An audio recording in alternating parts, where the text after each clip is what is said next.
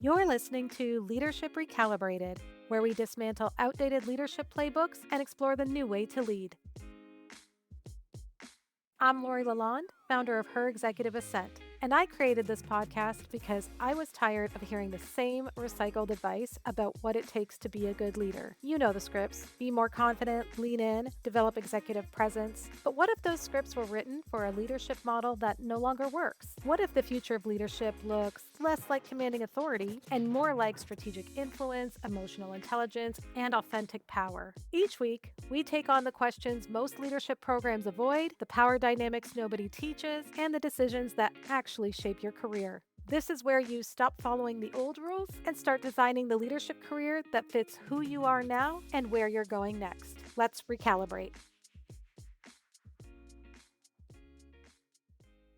In this episode, I sit down with Antoinette Ellis. She is the CEO and co-founder of Ace & Co., a social enterprise dedicated to empowering women and girls to explore and thrive in STEAM careers. A certified arts integration specialist and professional speaking coach, Antoinette bridges education and industry through leadership development, public speaking, and confidence building programs. Her work aligns with the United Nations Sustainable Development Goal number 5 on gender equality, and she is the founder of the Ace & Co. Empower Her Award Scholarship in partnership with Toronto Metropolitan University. Through workshops, keynotes, and her Full Steam Ahead podcast, Antoinette amplifies brave voices and helps the next generation lead with confidence and purpose. Let's get into it.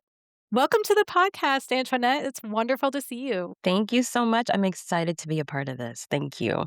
I am so excited you made time for me today. I can't wait to talk about what you're building, and I know that whoever is listening is going to love this. You founded Ace & Co. And before we get into what it is, take me back to the beginning. What was the defining moment where you knew you wanted to build this? Okay, so it was 2019, but even before that. So I used to work for a global tech company. I was in charge of their corporate social responsibility for all of Canada and supporting the US. And one of our CSR programs was a STEM education program that we had to lead across the nation. And while I was doing that, I've noticed two things. One, the girls that were participating in the programs, they're interested, but not really. And then two, all the volunteers that I worked with, 99% of the times, they were men because there were not enough women in those roles. If we had more women in the roles, then we probably could encourage more female students to be more interested because now they're seeing themselves in the role of tech. So that's where it sparked, where I was like, I want to do something that encourages women in STEM. I want to do something, I don't know what it is. And I was talking to a colleague of mine, and he said to me, it sounds like you want to do a recruitment firm for women in STEM. And I was like, the light bulb just went off. So if I go back a little bit, Ace & Co. is my second business. My first business was an event management company that I had for 9.5 years. When I decided to get married and do all this family stuff, I kind of put that to sleep. So my husband was always like, you should get back into business. And I'm like, no, I like a paycheck every 2 weeks. But when my friend suggested this, I ran home and I was like, I got it. This is what I want to do. And he said, let's do it. So that's how it started. Oh, I love that. Oh, and I love that he was just like, yeah, let's do it. No questions asked. No questions asked. It was really awesome. Brilliant. I love that. See, when you have that support, it makes things so much easier.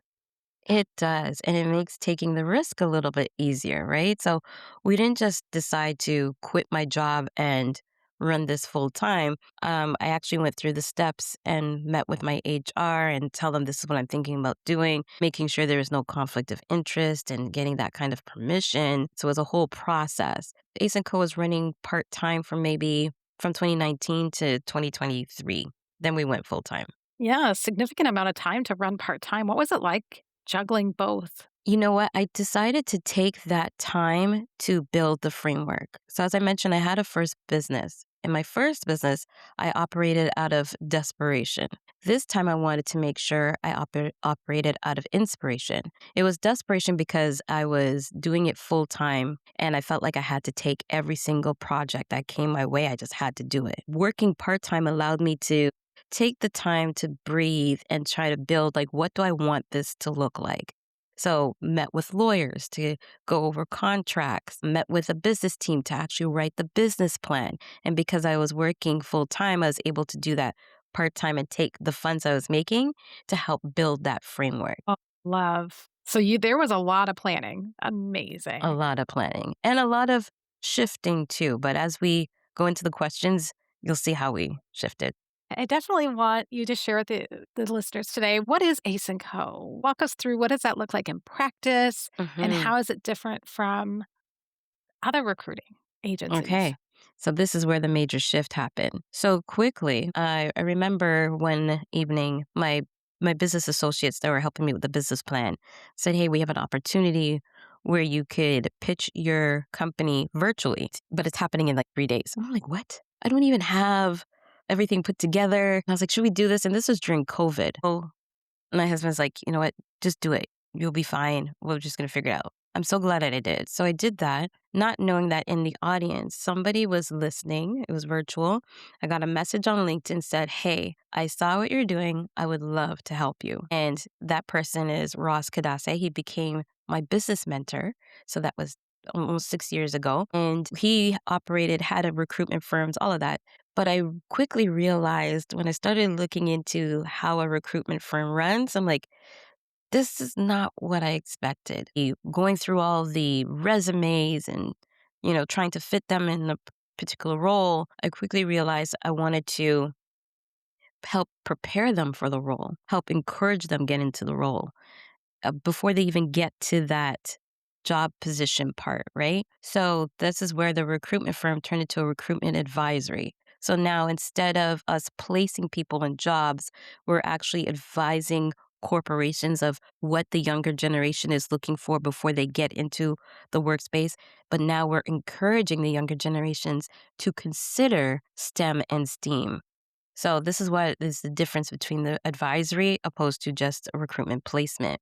And that's where I found like my joy. That's where I found like, oh, this feels comfortable. This feels like a good fit. While I was doing that, I also have a love for the arts.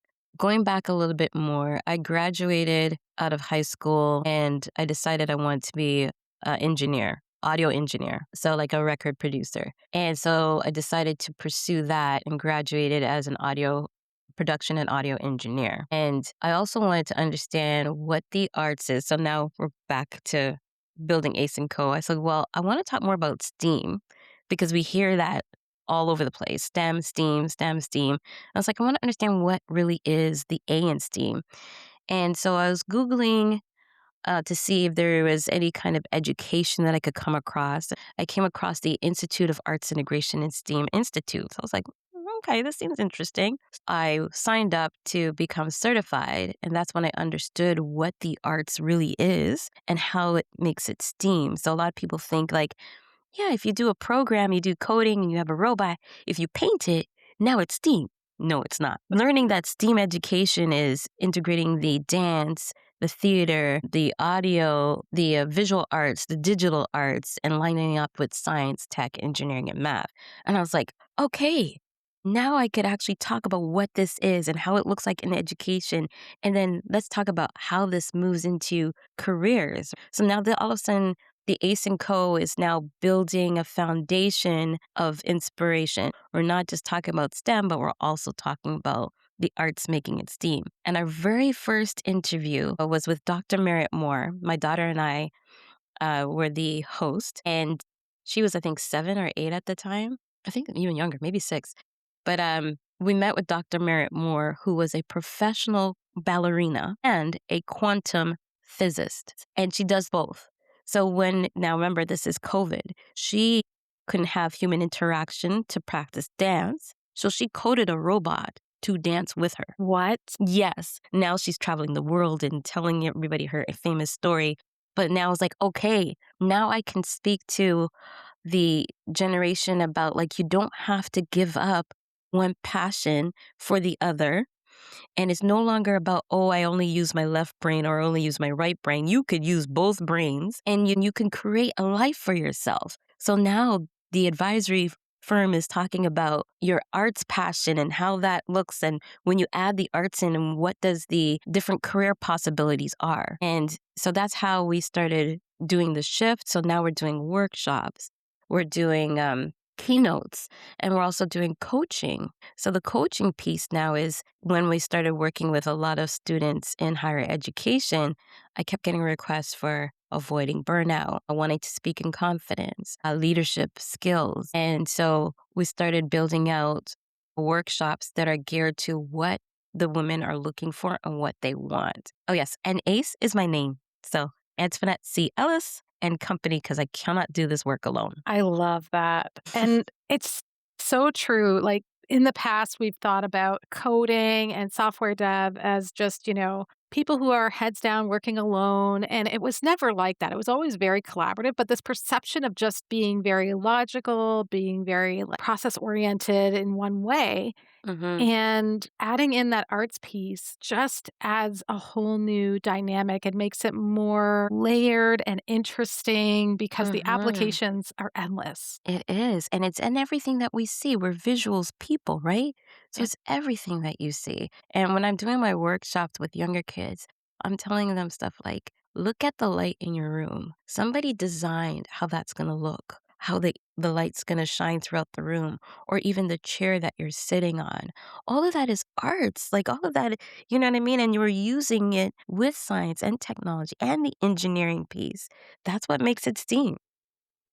I love and love the focus on the youth that are up and coming because that is such a critical time Yes. when people are still trying to figure out, I don't know what I'm going to do with this. And you've just opened up a whole new world Whole for new world. them. And when we're speaking to professionals as well, I was speaking to someone just a few weeks ago. She's in engineering, and she's like, she decided to take up ballet again because she used to do ballet as a child.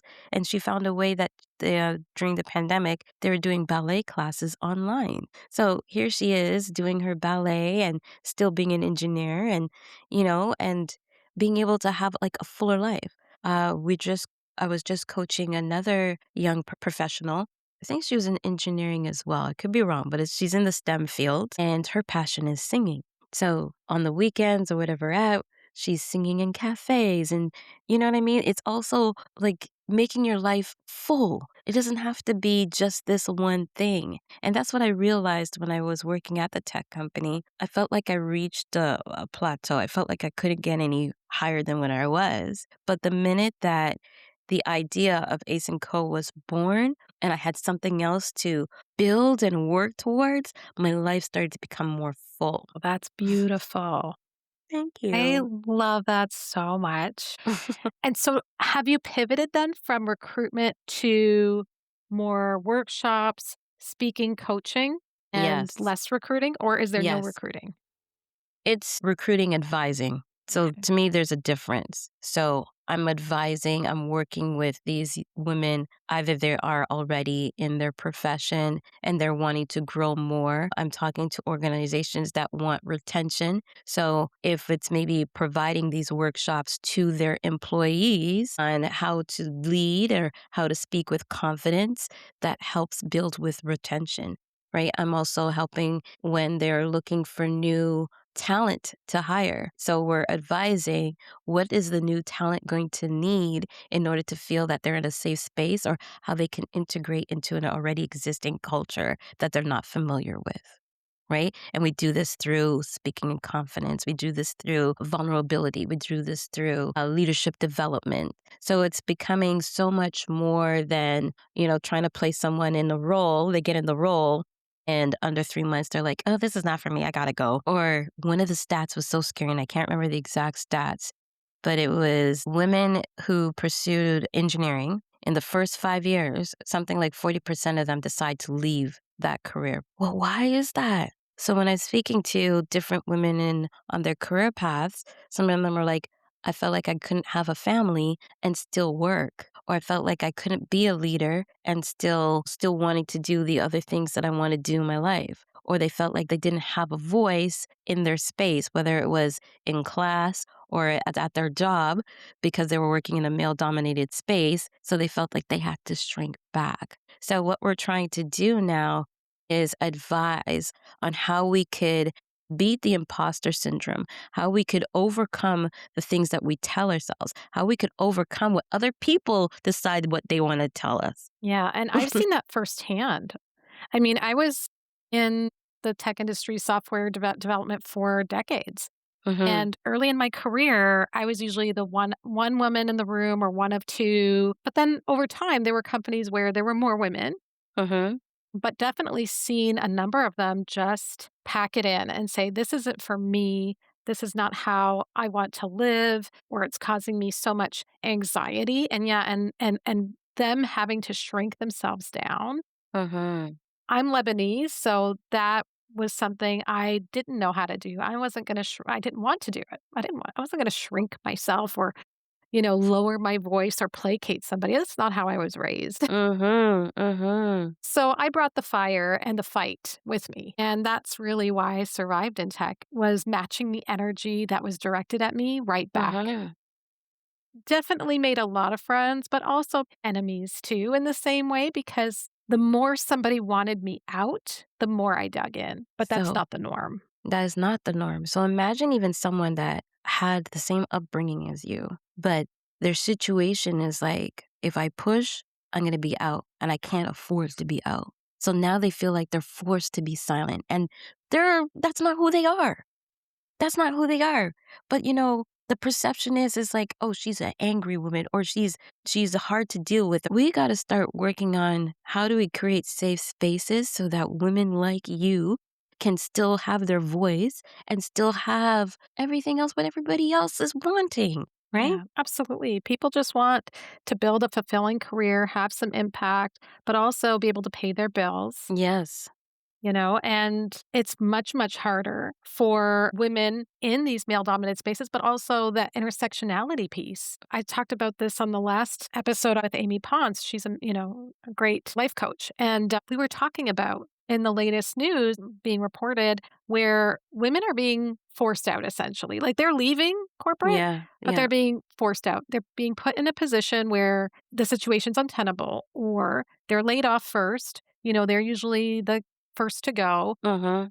in higher numbers than it meant. It was something reported like 600,000 Black women Mhm. accounted for the 1 million women Mhm. total that have exited corporate since the pandemic. And that's not okay. That is It is not not. okay. But it comes to a point where we have to decide, and everyone would have to decide me or them. Yeah. Me, my health, my mind, my peace of mind, or them. I remember working and being so stressed out that I was physically sick every single day, every day. And I'm like, what's wrong with me? I'm not this kind of person. Like, I usually could push back and whatever have you. But our generation was taught to stay in the role. You got a good job.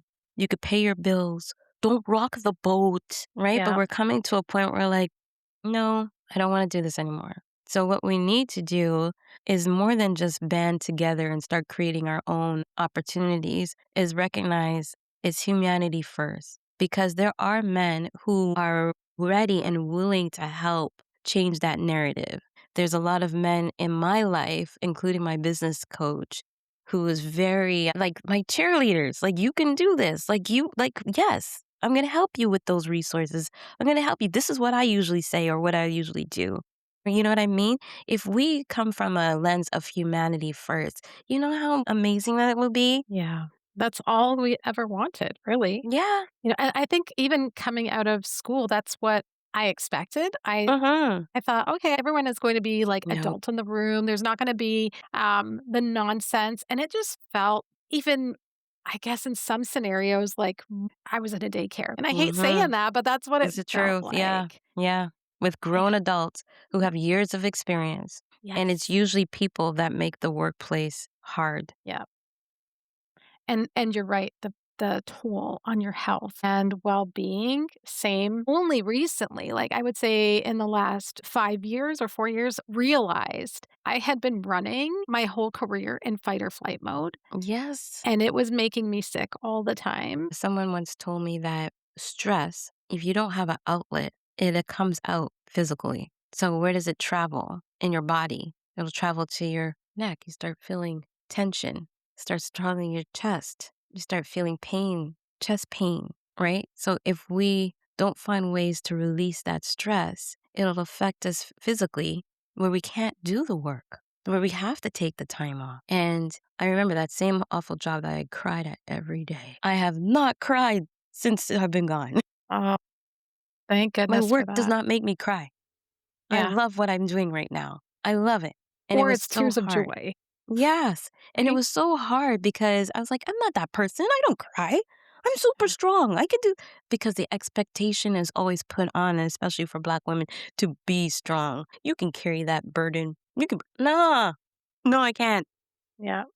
And I don't Yeah. want this next generation of women that are coming into this world to feel like they have to carry the burden, that they have to bear the stress, because that stress is going to come in internally. I don't want my daughter to be like, she's stressed out that she has to stay at this job. And I know a number of people now that have had to take the time off or right now because they didn't take a break, they had a major stroke. Yeah. Strokes are hitting people at a younger age. It's no longer at 70 and older, or they had a heart attack. I've gone to funerals where people in their 50s died because they had a heart attack, and it's not always tied to they didn't eat right or didn't exercise. It's the stress Yeah. too. Well, first I wanna say I am sorry that you had that awful experience, and I it don't was take sorries. No. well, I it infuriates me that there are people out there who treat other people that way to get to that point.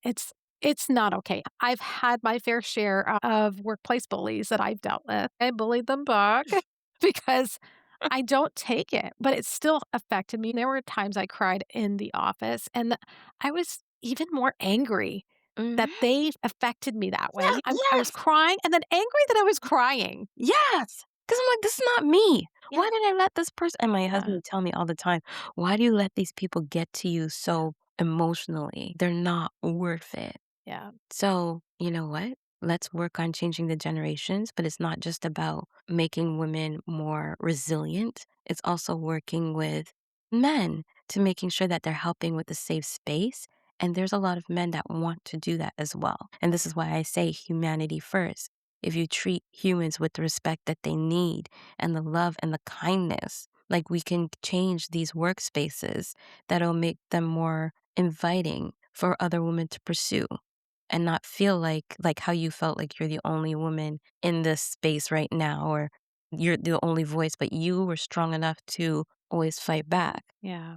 And that's a powerful shift Mhm. because for so long, the focus has been on what we as women Mhm. Mhm. can do, should do, need to do. Yet the corporate structures that allowed that type of culture to percolate Mhm. didn't change. There were male allies who helped advocate for women and started stepping up for women, but still largely everything that enabled that behavior persisted. Mhm. Thing Mhm. There was nothing systemically that changed, and we were just expected to then be resilient, set more boundaries, do all of the things that we need to do, and yes, we can do that. We Mhm. absolutely can do that, but holistically, there needs to be a bigger shift. Yes, and that's where the new generation is gonna come with that shift. Yes. So the work that you and I are doing is helping to create that shift. Is empowering these women to say something, do something, and don't break the ceiling and not go and help the other person up. So Yeah, many women have got to the top and sealed it. I'm up here yeah, now. yeah. There's not enough space for you and me. That blows No, my I got mind. up here because I acted like the guy who was mean to me. Yeah, yeah, No, I that's gotta stop. exactly, I am on board with that, absolutely. And I'm willing to work with women that are at that stage and behaving that way and say, actually, you know what, I want to do things different because I know people can change. I'm willing to work with them if they're willing to change and actually demonstrate that and then bring that change to your teams, to the organization because you are not helping anybody as a woman in that type of position. You're just protecting your own interests. Mhm. but Mhm. eventually you will retire. And is that the legacy you want to leave behind? Is that what you want people to remember you by? So I gotta ask you this, Lori. Have you met anyone that wants to change or even recognizes that it's an issue? I feel like we don't Oh, talk about this. I feel like a lot of women yeah, don't talk about the mean girls at work. I have not actually. I have not. You are so right. When I think about it, there has not been someone who has changed, but maybe because they didn't have the mirror reflected to them yet, you know? Because nobody's talking about the mean girls. Yeah. We're all talking about male dominated spaces and trying to get people in those spaces, but there's mean girls in those spaces. Oh, Nobody's talking yeah. about them. Yeah. Oh, yes. Let's change that. Oh, we're gonna change that. Absolutely. So, I think that leads into the next thing I wanted to get into. What are companies right now actually doing? And are their actions matching what their commitments are Hmm. to building inclusive workplaces? That's a very good question. I don't know what all companies are doing. I know there has been a shift, as you know, with DEI. So I know companies where what they were doing before was having the check box, right? Check this box. We offer DEI. We offer this. We offer that. But are you actually following through? Now, there are wonderful companies that are creating those spaces. There are companies that are looking to work with like universities, the co op programs. Some of them are listening to what the students are saying about their experience and trying to see how they can change it. It still has yet to be really seen. The question is, are companies taking a deeper look past the checkbox? That's what we need to ask them. Are you looking past the checkbox? How are you actually implementing safe spaces for these girls and young women to feel empowered in your workspace? Have you looked at your leadership? Do you notice if there's any mean girls in your leadership? What are you doing to address those things, making sure that there is a change? I can't speak for all companies, but there are some that are saying, yeah, we're willing to do the work. And that's why the DEI space in Canada is still very strong because they understand that the work still needs to be done. It's not a buzzword, it's not a nice thing to do. They understand that this is a must. That's why there's companies that do have corporate social responsibility and they're doing more than just writing the check. They're saying, okay, what is the work that we need to do? So it's more than having a panel discussion.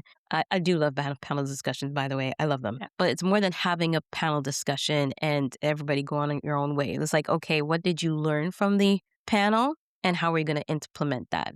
Right now, the new term is data is gold. So, are you taking data of what's happening in your workplace culture? Are you seeing what retention looks like? How many women are staying or leaving, or how many are you bringing in? What is the work that you're doing beyond checking the checkbox?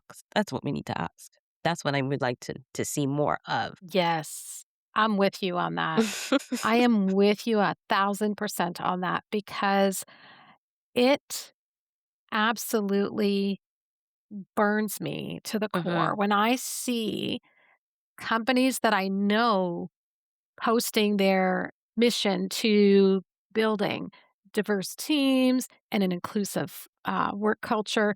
And I know that they are not actually doing any of it. Mhm. Mhm. And to me, that's such an injustice, right? And I take those lists of top places to work for women with a grain of salt Yes. Yes. because that's just a pay to play. That's just a pay to get on the list. And that's Mhm. for a quote to have on your website or like some special award that you can tout, but that was pay to play.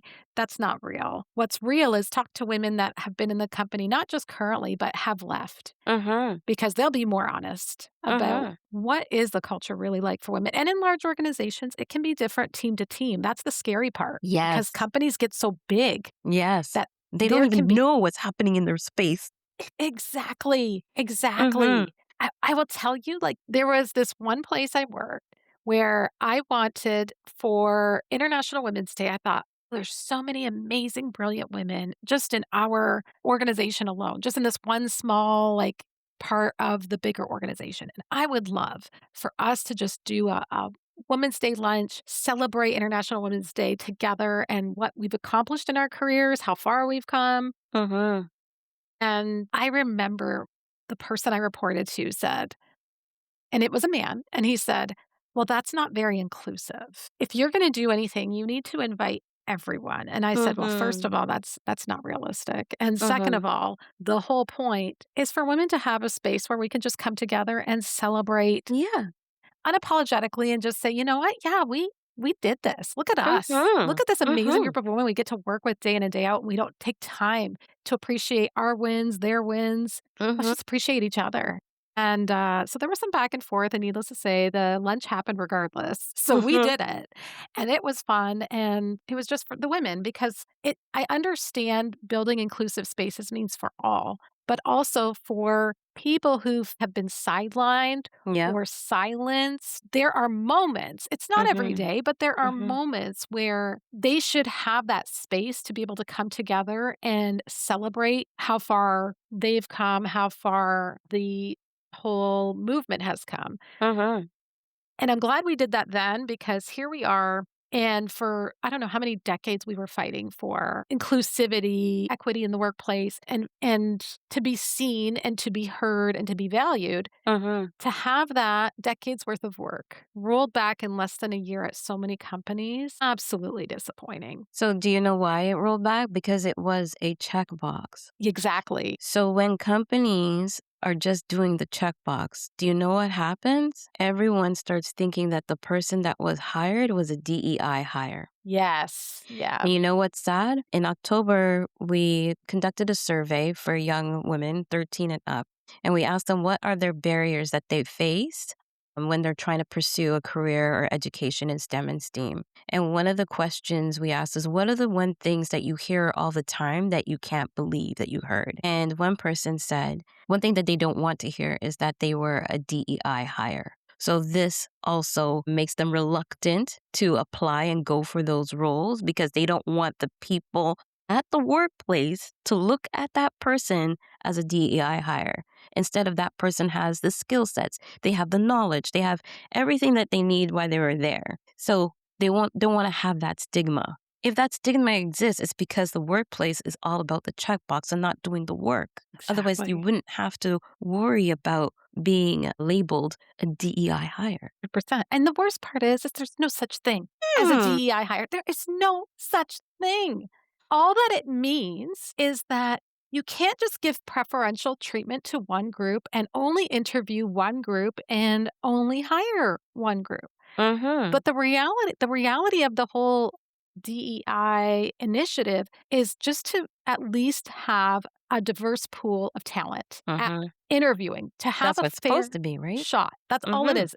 And if they Mhm. get hired, that means they were qualified because no company is spending, especially in tech, hundreds of thousands of dollars to hire somebody who is not qualified. And more often, women are overqualified. We go for jobs where we meet 100% of the qualifications, we have Yep. certifications and education out the butt, Yep. and we still don't feel like we're good enough, but we try. And then we get the job and we're like, oh my God, I can't believe I got the job. Meanwhile, you're overqualified for the job. Men will apply if they have half the skills. And then they show up with like the audacity and the confidence of 1,000, sons, whatever you want to call it. Like it's ridiculous. It is. And some of the things they say with the confidence that they say it, I remember working at a startup where I was more experienced than the people I was working with because they were just out of school. Mhm. And the confidence that they would challenge me on from a technical perspective was interesting, but they would be so like, sure of themselves that Mhm. I started questioning myself until I had some other people who are more experienced in the industry go, "No, no, you're right. I don't know what they're talking about, but no, you're right. They're wrong." And I'm like, "I knew it. I knew it." Mhm. But Mhm. they will do that to get you to the point where you even question your own abilities, and that's Yes. the point. And this is what we do through Ace& and Co is build that confidence that you don't second guess Yeah. yourself. You know your truth. You know it. Yeah. And I've had young girls tell me that and when they have to do group projects and stuff like that, some of the boys will act like they know everything. And when they're trying to speak up, they're like, no, we know it. We know how to code and whatnot. And turns out that they did not even know what they were doing.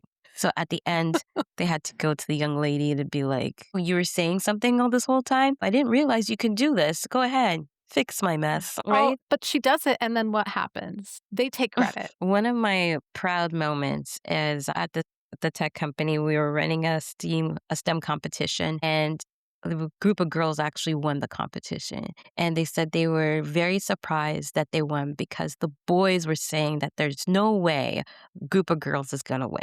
They're gonna win. And they won. And I said, you won because you knew the work. You knew what to do. And you were focused on doing what you needed to do. They weren't even thinking that they were gonna win, but they were just doing the work, right? So if we don't look ahead at the things that scare us, like if we're like, oh, I'll never make it, I'll never be at the top, I'll never be the number one. No, put your head down, do the work, and show that you can do it. Next thing you know, you're like, oh, I'm number one? Yeah, you're number one. You didn't let the outside voices stop you. When I say put your head down, I'm saying put your head down and don't talk. Do the work and speak up for yourself for the work that you're doing. Don't listen, don't listen to what other people are saying. Don't listen to what other people think that you can't do this. There's no way you can't do this or you don't have the skill sets to do this. Like, no, Yeah. ignore that. Do the work and show them and speak up about your work. Speak up about what you're able to do. Yes. Be loud, take up space, be Yes. unapologetic. Yes. Absolutely. So introverts, that scares them because they don't want to be loud. They're not Mhm. loud people. And that's another way that we talk about is like, okay, how can you show your strength without having to yell? You can still speak your truth and speak it in a calm and powerful way. There's subtle ways to do this where you don't have to be the loudest person in the room. Absolutely. And they also need to feel that they're supported, right? Yes, yes, yes. Does the person I report to, my manager, does that person have my back? Do my colleagues have my back? And then that adds to it. The best manager I had to this day, she was awesome. When I started the role, she said to me, don't be afraid, do it. We hired you because you have the skill sets. And if it falls, don't worry, I got you. We'll pick up the pieces and we'll just do what you need to do. And that was the best advice that she's given me, that I was able to carry on that advice to the people that I support, that I'm leading. Because when I started that tech role, I remember that the head of HR said to me in a group meeting, he was like, we tried to launch this project before and it failed. So if it fails again, it'll be on you. And I'm like, no, sir, I'm a Ferrari. And even a Ferrari needs gas. So if you don't give me gas, I ain't moving. And everyone was like, oh my I gosh, I can't believe you said that. But it's like, again, I knew my truth. I knew what I came with, but I know that I can't carry this alone. I can't carry this alone. So either you're going to give me the gas and like we can move this together or, I but I'm not love going to that. take the That is fall by myself. such a great analogy. I love And then that. me and him became very good friends while I was working there. Really? After that, Yes. he's like, Oh "Okay." my gosh. He would like call me to office and he'd be like, how did you do it? How did you, how were you able to do this and that? I'm like, the grace of God. I love Yeah. my god, that's the best is when you have somebody who is a doubter that turns into a Yes. believer. Ah, it's the best feeling. So this Yes. is the thing is like you have to be able to speak about what you can do. You have Yeah. to be able to show that. And you can't be afraid or intimidated by somebody else that may have more skills than you. You guys have different skills. You'll feed off each other. In my last business, I had an amazing business partner that I worked with. She loved to do all the things I hated and vice versa. She was great with math and the details and all that stuff, where I was like, I want to dream big and I have all these big, beautiful ideas and how this looks. And so I would go to her and be like, hey, I have this great idea. Do you think we could do it? She'd be like, no, we can't because of da da da. Or she'd be like, yeah, let's try it. That sounds good.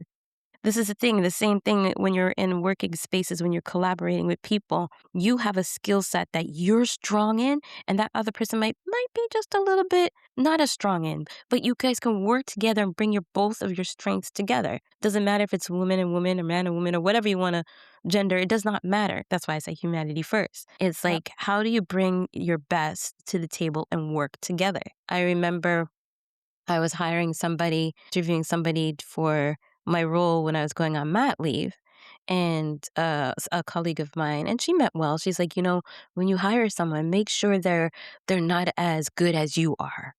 Make sure because then they won't outshine you. And I'm like, what are you talking about? Like, I'm like, Oh, no, no. And so when I did hire that person, I was like, look, I'm hiring you because you have great skill sets. You have excellent leadership. So if you see that I'm doing something and you could do it better, by all means, like, go ahead. You know what I mean? I'm giving you free range while I'm away. And when I came back from that leave, I actually I asked leadership for her to stay because we definitely need more people. And I was like, hey, yeah, okay, I'm back. I've been gone for a year, but bring me up to speed. Like, don't feel that you have to step back because now I need to jump in and shine again. No, that's the whole thing about being a leader. It's not about you telling people what to do and look at me and you do this. No, we need to learn how to serve. I want to empower you to lead. So when I'm moving on to something else, like, it's sustainable, and then you will empower somebody else to lead. So again, because we're not supposed to stay in the same space, we have to go and give our talents and gifts and share with other people. I'm preaching now. Oh, 100%. Keep it up. Keep it up because it's so true. And that is the case. I loved always bringing others along with me. Any Yes. success I had was never fun or worthwhile or satisfying unless I was able to celebrate it with the people that I worked with. I'm Yes. not a lone wolf. I don't like working by myself. And so for me, it was not just about what did I do on this project? It's here's what we all did. And here's how Yes. everyone contributed their unique experience to it. And this is amazing. And I love shining a light on people and talking people up and making sure that they get the recognition they deserve. Mm-hmm. And it's funny that when we think about that, right? Because we talk about companies really need to think about how they're hiring, who they're bringing on. And yet every job description for the team is the same. It's like, no, no, no. If we have people who have these strengths, who can we bring in where we have gaps? And maybe Mm-hmm. tailor the job description and don't just copy paste it and put every single thing in the kitchen sink in it and just then, filter out based on what you know you're looking for. Just Mm-hmm. put what you're actually damn looking for because it's so ridiculous, right? Like whenever I see the same job description posted, it irks me. I'm like, what are the must-haves? Yeah. Yeah. And then everything else is just like, okay, and then nice to have. And then but where are we filling a gap? Let's focus on that. Let's Yeah. not just copy paste the old. So let me tell you something about those job posts, right? That people are so like us women, we feel like, oh, we can't go for that because they're asking for X, Y, and Z. I'm going to take you back a little bit. So in high school, grade 12, I was deciding if I was going to go to do grade 13 or OACs as it was called back then. And I went to see a guidance counselor and he's like, I think you're better off, going to college because da da da da. Stupid me, I listened because I was like, okay, well, that means I finished school a year early. I say stupid me because I didn't realize all the other opportunities that would be available to me if I had stayed on the course for university. So I don't have a bachelor's. However, every job that I had asked for a bachelor's and a master. I got it, but I didn't get it because I lied or I got it because of the skill sets that I end up building for myself leading for that. I end up having my own business that helped me have those entrepreneur skills. I worked at nonprofit, I've worked for profit, I've worked for public, but I was able to bring all of those skill sets. And when I go to the table, I'm coming to the table as like, I have X, Y, and Z. I've been able to do X, Y, and Z, right? So I no longer make job descriptions. I'm no longer afraid of what they're going to ask or if I don't have it. If I find that this is something I think I can do, I think I could contribute to this, I'm going to try it anyway. That's when I was still looking to go into the workforce. But encouraging women, like, don't let your past deter you from applying for something that looks like it could be amazing for you. You just never know, right? Yeah. And a lot of people think that when they leave one job and go to the other, the skill sets that they learned at one job, they kind of just put it aside. No, you're going to bring that skill sets with you. It doesn't matter. Nothing goes to waste. Nothing. 100%. And even like you said, anything outside of work that you're doing, if you have side projects, if you work and you're volunteering for a nonprofit, anything else that you're doing, there are skills you've built Yes. that apply across the board. Do Mhm. not discount those. Mhm. Weave those in to your resume based on the role that you're applying for. Never let a title deter you and never let all of the ridiculous Mhm. things that are listed in a job posting deter you. We need to fix those job postings, by the way. Absolutely hate them. Yes. Yes. So I had asked my manager this at one point, and this was years ago. I was like, the company says that they're they're all in on DEI, they're this, they're that. How come when we're interviewing people, we don't ask about that? We don't ask how have they championed inclusion Mhm. in Mhm. their day to day? And it can look Mhm. like anything. I wasn't looking for somebody who did that. What I Mhm. was looking for was, okay, if they had an experience like that or if they're aware of it, great. And if they didn't, they're like, I haven't, but I would love to learn more. Mhm. That was also valid. Mhm. I was an individual contributor at the time, and there was this one guy that we were interviewing, and I was one on one with him. I asked the question, and he said, I don't have time to worry about things like that. I have a wife, I have a daughter, I have bills to pay. I don't have time for that. I'm just coming to work to work. And I went Hmm. to my manager and I said, you know what? He was brilliant in the technical interview, but this was his answer. And my manager said to me, well, then we're not hiring him. And I said, thank you, because that's not the culture we want to build. You bring Mhm. in somebody like that and they're going to Mhm. poison the well. And I love that he took me seriously when I said, why aren't we asking this question? In Mhm. interviews, we're hiring people to bring into the team, but we don't know if they want to nurture an inclusive and welcoming environment. I mean, that's Yeah. basic humanity. Yes, it is. Mhm. That's the minimum bar. Humanity first. Yeah. So Mhm. this has been an amazing conversation. I could talk to you for hours, but I Me know that you too. also have other things to do. So Yes. I want to get to that last question I always Okay. ask at the end of every episode, and I'm tailoring it a bit to you. So, based on everything you've learned building Ace and Co. and working Mhm. with women in STEAM, Mhm. if you could retire one of those old corporate playbook rules about women's career or advancement in the technical fields, what would it be? One thing I would retire is the thought and the belief that you have to act like a man in order to be successful and get up the corporate ladder. No, we need to get that out. We need leaders that are authentic and willing to be themselves.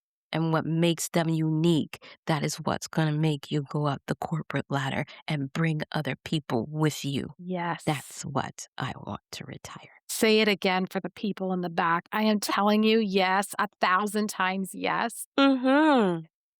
My gosh, absolutely. And you know what? Mhm. Companies may be able to operate now the way they are with the older generation because that's what they were brainwashed to do is just tolerate that kind of behavior. But with the next generations coming up, they are not having it. They're And not so having it. they're not having my daughter, she started her own business because she went for like two corporate interviews and she came home and she's like, I absolutely hate the interview process. They asked the dumbest questions. I went through all these stupid hoops and then they just turned around and hired this other guy who was buddies with the Mhm. CEO. She's just like, what's the point? They're not going to determine my value. I determine my value. So she just launched her own business and she's been busy ever since. And I'm so proud of her. That's awesome. But, like, they're not having it. And then when they No. see that kinda nonsense and tomfoolery, they're like, "No, thank you." Yeah, and this is why big companies, corporations, organizations, they need to change that structure if you want that kind of talent that is willing to do the work and put in the work. You know what I mean? But they're not going to put up with that. Yeah. Why would you? Yeah. So I got to commend the generations that saying no to that. Oh, me too. I love Mhm. it. I didn't have that kind of guts because I was told, "Go to school, get a good job, pay your bills, don't rock the boat, don't Yeah, be seen, in your little quarter. If you put your head down and you keep quiet, yeah. maybe they'll just let you pass by." No, put your head down, meaning ignoring the noise, get the work done, and speak about the work that you're doing. Yes. Demand your space. I'd like to propose we do X, Y, and Z because of X, Y, and Z. Not like, hi, I have an idea. Can I share this idea? No. Hey, I was looking over this. This is why I feel like it's not gonna work. I like to try X, Y, and Z. Love it. That's what we're trying to build. Ace& Co. has a scholarship. Yes. Share more about what that does and how people can support it. Okay, so it is in partnership with Toronto Metro University, and it's called the Ace & Co. Empower Her Award. And this came about a friend of mine who is an alumni. I was telling her that I want to be able to offer scholarships. That's like one of the core things I want for this business, to help women that are pursuing a STEAM or STEM education that finances might not be a barrier. And so I got connected with TMU and we worked together of designing like what do I want this scholarship to be. And I didn't want it to be like you had to have a great GPA or you had to have this or that. It was you had to be like in your third or fourth year and you have a passion for STEM and STEAM. It was pretty like simple enough and then showing like how are you doing this in your community? How are you working with that? And I've gotten to meet some amazing women, so we have our third recipient. I'm interviewing her in the next coming a week. So that's going to be on our podcast. And yeah, I've got to meet some amazing women. Our very first recipient, her entire family is software engineers. She's one of three girls and a brother. And then I got to interview her and her other two older sisters that encouraged her on this path. So it's just great to see how a scholarship can help women share their story too. They're making it through the finish line. Now we want to see them grow in their careers. So that's what Ace Empower Her is all about. And I'm so happy to be partnering with Toronto Metro University to make it happen. That's awesome. Yes, and the awesome part of it, and this is what makes us a social enterprise, is part of our proceeds goes towards building those scholarships. So everyone that partners with us in some way, shape, or form, whether it's sponsoring coaching sessions for young girls or having workshops for their employees, a part of those proceeds goes towards the ACE and Co Empower Her Scholarship. Love it. Amazing. You are working with the youth of today to get them there, and I love it, and companies.